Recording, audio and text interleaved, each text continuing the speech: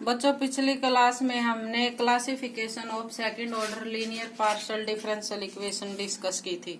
उसी का next topic हम reduction of second order linear partial differential equation two canonical form और normal form, यानी जो भी आपकी पार्शियल डिफरेंशियल इक्वेशन है उसको कैनोनिकल फॉर्म या नॉर्मल फॉर्म में कैसे चेंज करोगे। जैसे हमें पता है कि जो हमारी स्टैंडर्ड फॉर्म थी वो क्या थी, capital R into r, capital S into s, capital T into t और plus F x comma y comma z comma p equal to 0। Equation first को हमने पिछली क्लास में डिस्कस किया था कि ये हाइपरबोलिक है, पैराबोलिक है या इलिप्टिक है। किसके according, S square minus 4RT, S square minus 4RT greater than 0 था, तो गिवन इक्वेशन को हमने क्या डिफाइन किया था, hyperbolic. S square minus 4RT equal to 0 है तो हमने डिसाइड किया था जो गिवन इक्वेशन है वो हमारी पैराबोलिक है। अगर S square minus 4RT less than 0 है तो जो गिवन इक्वेशन है वो आपकी इलिप्टिक है। सेकंड पॉइंट में आज फिर कैनोनिकल फॉर्म में चेंज करने के लिए जो आपकी इक्वेशन है उसको क्वाड्रेटिक फॉर्म में चेंज करोगे। R capital R into lambda square plus capital S into lambda plus capital T equal to 0। अब इस क्वाड्रेटिक इक्वेशन को आप सिंप्लीफाई करोगे यानी इसके फैक्टर करोगे और वहां से रूट्स निकालोगे यानी लैम्डा की वैल्यू निकालेंगे। और लैम्डा के क्वाड्रेटिक इक्वेशन है इसलिए इसके 2 रूट आएंगे, लैम्डा 1 लैम्डा 2। दोनों रूट्स क्या होंगे, रियल और डिस्टिंक्ट हो सकते हैं, रियल और इक्वल हो सकते हैं या फिर कॉम्प्लेक्स फॉर्म में आ सकते हैं। कंसीडर द इक्वेशन, 3 टाइप के आएंगे आपके पास। तीनों टाइप के आने के बाद आप इक्वेशन को कंसीडर करेंगे 2 equation, linear equation dy by d x plus lambda 1 equal to 0, dy by d x plus lambda 2 equal to 0। दोनों इक्वेशन को बाय इंटीग्रेट सिंप्लीफाई करेंगे। वो सोल्व करने के बाद जो आपके पास इक्वेशन आएंगी f1 x comma y equal to constant form, f2 x comma y equal to constant form. जो फर्स्ट सॉल्यूशन है आप उसको u के इक्वल लोगे, जो आपका सेकंड सॉल्यूशन है उसको आप v के इक्वल लोगे। जैसे u equal to f1 x comma y and v equal to f2 x comma y. If lambda 1 equal to lambda 2 यानी दोनों रूट आपके इक्वल हैं, then we get only one function, हमें केवल एक फंक्शन मिलेगी जैसे कि u equal to f x comma y and we can choose. और जो सेकंड फंक्शन है वो हम इस तरह से चूज करेंगे कि must be independent of u, कि जो v फंक्शन है वो u से इंडिपेंडेंट रहे। फॉर दिस वेरिफिकेशन हम जैकोबियन निकालेंगे u और v फंक्शन का। कैसे निकालते थे, curl uv divide curl xy not equal to 0, यानी v फंक्शन को आप ऐसे डिसाइड करोगे कि जो आप जैकोबियन की वैल्यू निकालोगे वो आपकी इक्वल टू 0 नहीं आनी चाहिए। Find p q r s t, जो आपने small p small q small r small s small t की वैल्यू निकालनी है वो सभी की वैल्यू आप u और v की फॉर्म में निकालोगे। सेकंड कंडीशन है if lambda 1 and lambda 2 are complex conjugate, यानी कॉम्प्लेक्स फॉर्म में आ जाए। किस तरह से आएंगे, जैसे u equal to alpha plus iota beta, तो v की वैल्यू कैसे आएगी, alpha minus iota beta. Are function of 2 independent variable, so in such case find P, Q, R, S and T in term of, अगर हमारे जो roots हैं वो complex form में हैं तो U और V की वैल्यू आप किस वेरिएबल के अंडर निकालोगे, अल्फा और बीटा के अंडर निकाल लेंगे। सिक्स्थ कंडीशन में क्या है, सब्सटीट्यूट द वैल्यू ऑफ, जो भी आपने वैल्यू निकाली है P, Q, R, S और T की, उन सभी को आप फर्स्ट इक्वेशन में पुट करोगे और जो भी आपसे वहां से इक्वेशन डिफाइन होगी वो आपकी रिक्वायर्ड कैनोनिकल फॉर्म होगी। फर्स्ट पॉइंट में आप सबसे पहले क्या करोगे, फर्स्ट पॉइंट में जैसे हमारी जो गिवन इक्वेशन है उसको आप लोग डिसाइड करोगे फार्मूले के अकॉर्डिंग। ये इक्वेशन आपकी पैराबोलिक है, हाइपरबोलिक है, इलिप्टिक है। सेकंड पॉइंट में हम कैपिटल R कैपिटल S और कैपिटल T से क्वाड्रेटिक इक्वेशन डिफाइन करेंगे और उस सॉल्व करके लैम्डा 1 और लैम्डा 2 की वैल्यू निकालेंगे। लैम्डा 1 और लैम्डा 2 की वैल्यू अलग अलग भी हो सकती हैं, इक्वल भी हो सकती है और कॉम्प्लेक्स फॉर्म में हो सकती हैं। और थर्ड में हम लैम्डा 1 और लैम्डा 2 से दो लीनियर इक्वेशन बनाएंगे डी की फॉर्म में। उसके बाद उसको सिंप्लीफाई करेंगे, वहां से दो सॉल्यूशन आएंगे आपके। एक आएगा आपका F1 x, y और दूसरा आएगा F2 x, y equal to constant. First solution को आप u के इक्वल लोगे, सेकंड सॉल्यूशन को आप v के इक्वल लोगे। दोनों को अगर आपके जो रूट्स है वो इक्वल हैं तो आपकी केवल एक फंक्शन मिलेगी, जैसे u equal to f x, y। एक फंक्शन v को हम ऐसे डिसाइड करेंगे कि जो v फंक्शन है वो u से इंडिपेंडेंट हो। कैसे चेक करेंगे? u और v का हम जैकोबियन डिफाइन करेंगे और जो जैकोबियन की वैल्यू है वो आपके पास नॉट इक्वल टू 0 आनी चाहिए। फिफ्थ पॉइंट में हम P, Q, R, S और T की वैल्यू U और V की फॉर्म में निकालेंगे। अगर आपके पास जो लैम्डा 1 और लैम्डा 2 है कॉम्प्लेक्स फॉर्म में है तो U इक्वल टू जैसे वैल्यू आपकी आएगी alpha plus iota beta, second आपकी आई V equal to alpha minus iota beta. दोनों आने के बाद जो आपने P, Q, R, S और T की वैल्यू निकालनी है वो किस फॉर्म में निकालनी है? अल्फा और बीटा की फॉर्म में। सभी वैल्यू निकालने के बाद जो आपकी गिवन इक्वेशन फर्स्ट थी उसमें small p, small q, small r, small s और स्मॉल t सभी की वैल्यू पुट कर देंगे। जो भी वहां से रिक्वायर्ड इक्वेशन आपको फाइंड आउट होगी उसको आप क्या कहोगे? Canonical form.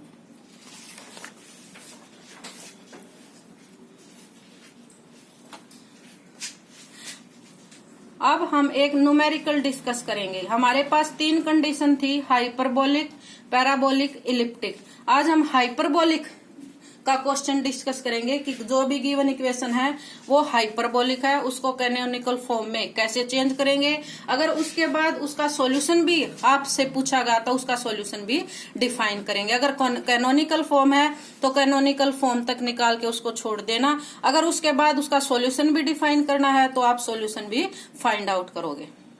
जैसे आपके पास क्वेश्चन है x square curl square z by curl x square minus y square into में curl square z by curl y square equal to 0।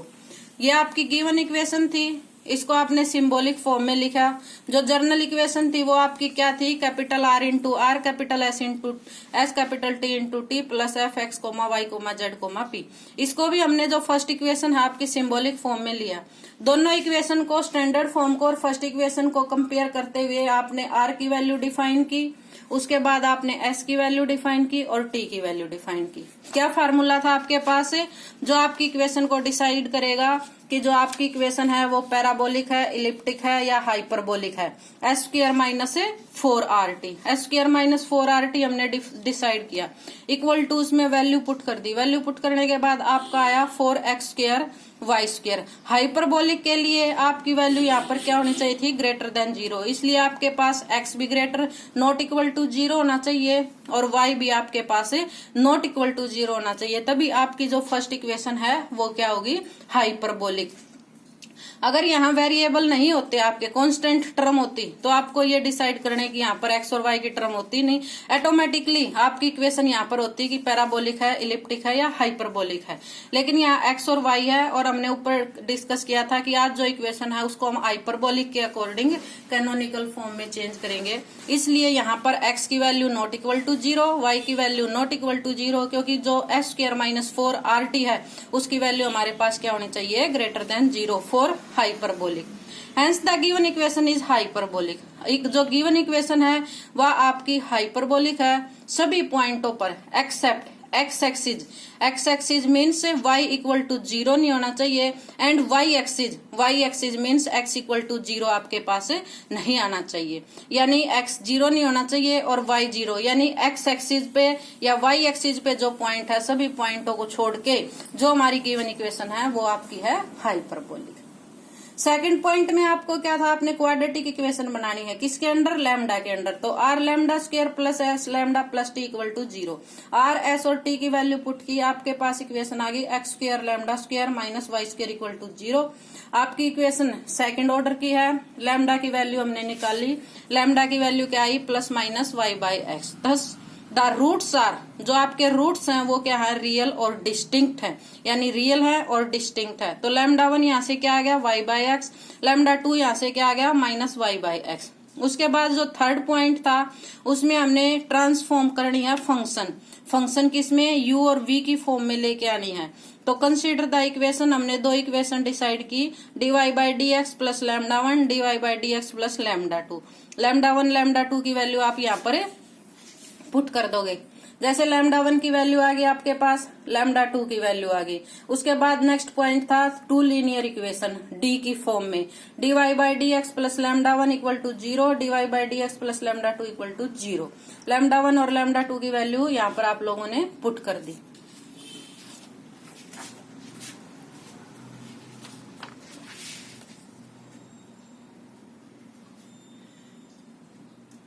Lambda 1 और लैम्डा 2 की वैल्यू पुट करने के बाद उसको सिंप्लीफाई किया, dy by y plus dx by x equal to 0। Second equation dy by y minus dx by x equal to 0। उसके बाद दोनों इक्वेशन को इंटीग्रेट करेंगे, logarithm y plus logarithm x equal to constant term, logarithm y minus logarithm x equal to constant term. यहाँ पर आपके पास आ जाएगा logarithm की प्रॉपर्टी के according logarithm x y equal to constant, ये भी लॉगरिथम की प्रॉपर्टी के according logarithm x upon y, क्योंकि यहाँ पर नेगेटिव साइन आएगा, नेगेटिव साइन को हम कांस्टेंट में कंसीडर कर देंगे। कांस्टेंट की वैल्यू कोई भी टर्म फॉर्म में आ सकती है, तो यहाँ पर हम लिख सकते हैं logarithm x by y equal to constant. Logarithm को भी एलिमिनेट कर सकते हो क्योंकि कांस्टेंट में इंक्लूड हो जाता है x y equal to constant और x by y equal to constant. एक u फंक्शन आ गई, u की वैल्यू आपके पास क्या है एक्स वाई, और v की वैल्यू आपके पास क्या आई एक्स बाई वाई, u की वैल्यू। उसके बाद नेक्स्ट पॉइंट आपके पास था p क्यू आर और एस टी की वैल्यू आपने किस टर्म में निकालनी है, u और v की फॉर्म में। p किसके इक्वल था curl z by curl x, curl z by curl x को, यानी जो हमारी फंक्शन है x और y है वो किस वेरिएबल के अंडर है, u और v में। तो यहाँ पर क्या लिख सकते हो curl z by curl u by curl x, curl z by curl v by curl x, क्योंकि हमारी यह फंक्शन जो है कंपोजिट है। Curl z by curl u as it is, u की वैल्यू पुट कीजिए, u की वैल्यू थी x y, as it is v की वैल्यू पुट की x और y। तो एक्स वाई का जब आप with respect to x partial derivative करोगे तो यहाँ पर आएगा y, यानी y into curl z by curl u plus 1 by y curl z by curl v।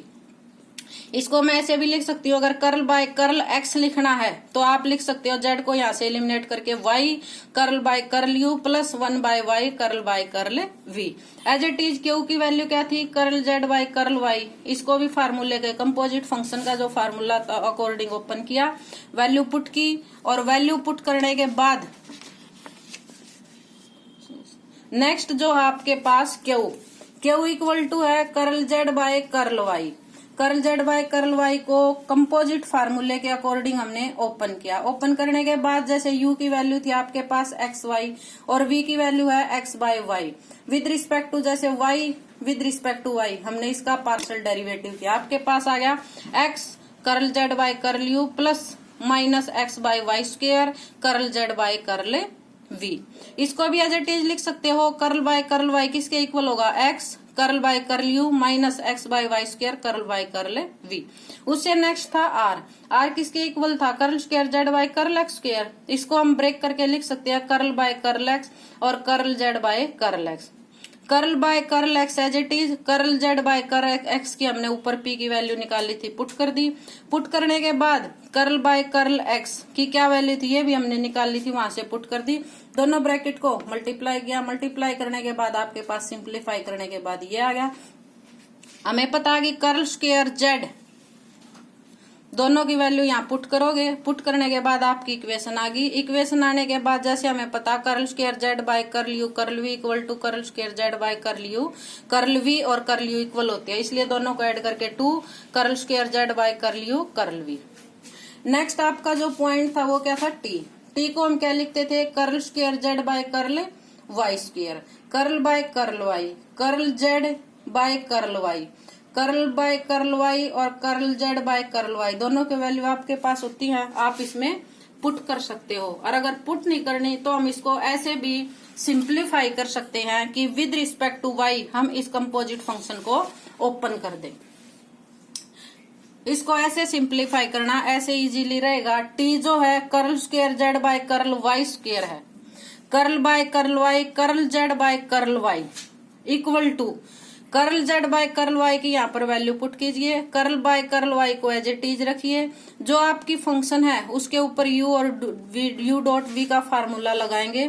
First function as it is with respect to second का आप क्या करोगे, डेरिवेटिव करोगे, माइनस सेकंड का डेरिवेटिव और first function as it is जो second half पे उस पे भी एज इट इज रूल लगा देंगे। जैसे कर्ल बाय कर्ल वाई था, एक्स तो यहाँ पर क्या है आपके पास कांस्टेंट है, तो curl by curl y curl z by curl u as it is. फिर इस फंक्शन पे इसमें एक्स भी और वाई भी इंक्लूड है, तो यू डॉट वी का फार्मूला लगाएंगे तो फर्स्ट का हमने डेरिवेटिव किया, second as it is plus first as it is, second का डेरिवेटिव एक्स। जो हमारी फंक्शन थी जेड यू फंक्शन है वो किस वेरिएबल के अंडर थी, एक्स और वाई के वेरिएबल के अंडर। तो कर्ल बाय कर्ल वाई को मैं ऐसे लिख सकती हूँ, कर्ल बाय कर्ल यू और curl u by curl y. As it is इसको लिख सकते हैं कर्ल बाय कर्ल वी और curl v by curl y, यानी कर्ल बाय कर्ल वाई जो हमारी फंक्शन आएगी वो यू और वी वेरिएबल, क्योंकि जो यू और वी फंक्शन थी वो एक्स और वाई वेरिएबल के अंडर थी। Next as it is 2x by y cube, curl z by curl v as it is, minus x y square, curl by curl u और curl z by curl v. यहाँ पर भी curl by curl Y है तो इसको भी you और we के अकॉर्डिंग ब्रेक कर देंगे। ब्रेक करने के बाद आपकी फंक्शन एज इट इज आ जाएगी, हमने ब्रैकेट को ओपन किया। एक्स यहाँ पर क्या आएगा, curl square z by curl u square, u की वैल्यू यहाँ पर पुट कर दी x y, with respect to y उसका आप डेरिवेटिव कर दोगे। नेक्स्ट एक्स को मल्टीप्लाई किया, curl square z by curl u curl v plus curl by curl y, v की वैल्यू यहाँ पर पुट कर दी एक्स बाय वाई। नेक्स्ट में आपके पास क्या था, plus 2x by y cube, curl z by curl v minus x by y square, curl square z by curl u curl v और curl by curl y as it is, और u की value put की यहाँ पर x और y. Minus का plus का sign, minus minus plus, x by y square ये आपकी एज इट इज, यहाँ पर आपने वैल्यू पुट की और ये फंक्शन आपकी दिस आ गई। नेक्स्ट इसको सिंप्लीफाई किया, डेरिवेटिव किया, सिंप्लीफाई करने के बाद आपका दिस इक्वेशन आ जाएगी एज इट इज, ये आपकी इक्वेशन आ गई। हमने पी क्यू आर और टी की वैल्यू निकाल दी, एस की हमें रिक्वायरमेंट नहीं है, सभी की वैल्यू आप गिवन इक्वेशन फर्स्ट में पुट करेंगे और फर्स्ट में पुट करने के बाद जब आप सिंप्लीफाई करेंगे तो आपके पास दिस इक्वेशन आ जाएगी 4x square curl square z by curl u curl v minus 2x by y curl z by curl u equal to 0 और सिंप्लीफाई किया। नेक्स्ट सिंप्लीफाई करने के बाद आपके पास ये आ गया 2x u v curl square z by curl u curl v, sorry ये एक्स वाई किसके इक्वल है, यू के इक्वल, तो यहाँ पर आपके पास आएगा 2u curl square z by curl u और curl v equal to curl z by curl v. X और वाई की वैल्यू यहाँ पर पुट कर दोगे, एक्स वाई किसके इक्वल था आपके पास, यू के इक्वल था। ये आपकी आ गई जो गिवन इक्वेशन फर्स्ट थी उसकी कैनोनिकल फॉर्म।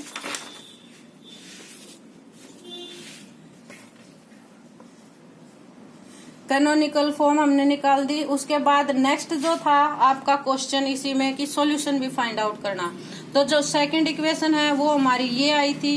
ये आने के बाद जैसे हमने जो गिवन इक्वेशन है उसको v से मल्टीप्लाई कर दिया, जो आपकी सेकंड इक्वेशन थी ये हमारी क्या बन गई, second order linear partial differential equation with variable coefficient, यानी विद रिस्पेक्ट टू u और v डेरिवेटिव है और u और v ही यहाँ पर आपके पास जो वेरिएबल है मल्टीप्लाई में। तो क्या प्रोसीजर था, u equal to e raise to power x, x जो आपके पास था क्या है, कैपिटल है, v equal to e raise to power y। आपने लॉगरिथम की फॉर्म में इसको चेंज किया तो क्या आएगा, logarithm u equal to x logarithm v equal to y। d किसके इक्वल आएगा, u into curl by curl u और d डैश आपके इक्वल किसके इक्वल आएगा, v into curl by curl v। d और d डैश की वैल्यू के अकॉर्डिंग हमने जो इक्वेशन थी उसको सिंबॉलिक फॉर्म में अपना चेंज कर दिया। आपके पास इक्वेशन आ जाएगी यहाँ पर 2d dash minus d dash bracket close into z equal to 0। D dash आपको मन निकाल लीजिए तो दो वैल्यू आ गई, डी डैश इक्वल टू 0 और d इक्वल टू 1/2। यानी जो आपकी इक्वेशन थी उसमें राइट साइड में यानी कॉम्प्लीमेंट्री फंक्शन निकालते थे पर्टिकुलर, राइट साइड में आपकी जो टर्म हो 0 है, यानी पर्टिकुलर इंटीग्रल की वैल्यू इक्वल टू 0 है। z equal to complementary function, जो आपके रूट आते थे आपने पीछे डिस्कस किया था, जो आपकी इक्वेशन थी नॉन होमोजीनियस में, उसके आपके डिफरेंट डिफरेंट रूट आते थे, जैसे d minus m1 alpha plus beta equal to 0 and दो रूट इक्वल है, दो रूट है।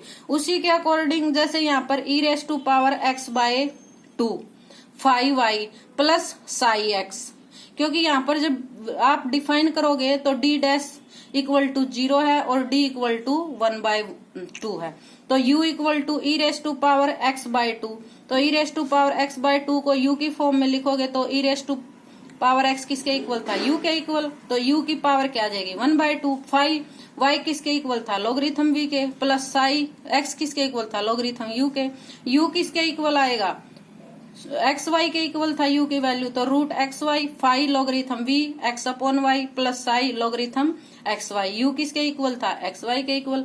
5 और साई क्या है आपके पास आर्बिट्रेरी फंक्शन। उसके बाद नेक्स्ट क्या था कंप्लीट सॉल्यूशन। कंप्लीट सॉल्यूशन में क्या करते थे z equal to complementary function plus particular integral.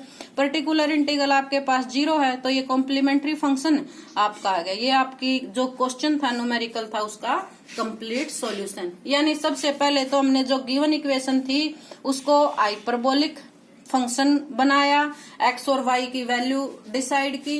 उसके बाद जो आपने नेक्स्ट किया पी के आर एस टी की वैल्यू निकाल ली। वैल्यू निकालने के बाद फर्स्ट इक्वेशन में रखी। जो आपकी गिवन इक्वेशन थी वो आपकी क्या आ गई कैनोनिकल फॉर्म। कैनोनिकल फॉर्म के बाद आपको सॉल्यूशन निकालना था।